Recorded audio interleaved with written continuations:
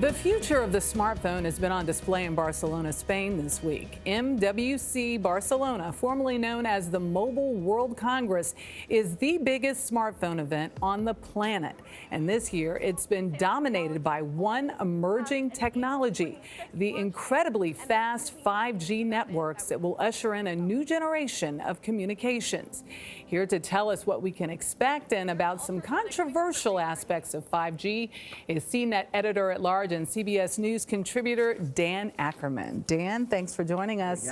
First, right off the bat, the basics on this. What can consumers expect from 5G? The promise of 5G, which they've been selling very hard for the last couple of years, is that your phone connection will be faster than your broadband at-home connection. And in fact, that will become the primary way we connect at home, through our phones, through other devices, but also things like self-driving cars and all sorts of smart Internet of Things devices will all be on the super fast shared network.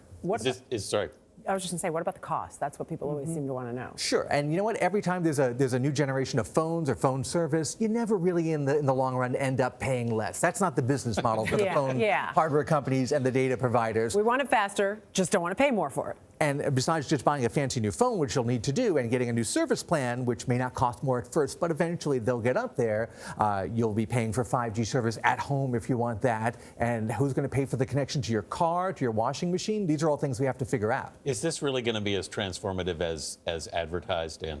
Well, when you link back to about 2010, when we started to move to 4G from the 3G and older networks, it really did make a huge difference. And right now, you can't have things that need to be online, rock solid all the time, like self-driving cars, on regular 4G phone networks. It's just not stable enough. So this will give us a chance to feel like everything is always on, rock solid, stable. So is our infrastructure ready for all of this? It's a slow rollout. Some companies like AT&T and Verizon are already talking about starting small pockets of service, but that's really just a beginning. You have to build out a lot of areas. There's still parts of the country where you can't get good 4G service, where you can't get broadband internet service at home. So there's going to be a really big crossover period. So how long do you think it's going to take, Dan?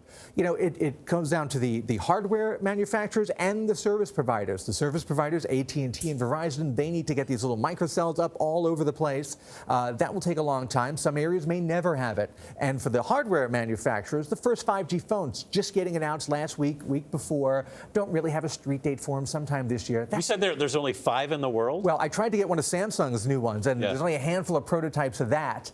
So that's not ready yet, even though it should be on sale maybe in the second quarter or second half of this year. But Apple, they're not going to have this until 2020 at least, and that's when you know it's starting to go mainstream, when the latest iPhone has it. And if the infrastructure's not ready, you don't want it until then. Right. If you live in a big city, you'll probably be first, or one of their select markets where they started out. It's going to be a few years, but we may look back and say, I don't remember what I was doing when I dropped a call or couldn't get online somewhere. That was crazy. And it's always something new. Like I got to go buy a new phone again all of a sudden. Dan, thank you for that. Good news, I guess, or good news for Apple at least. That's right.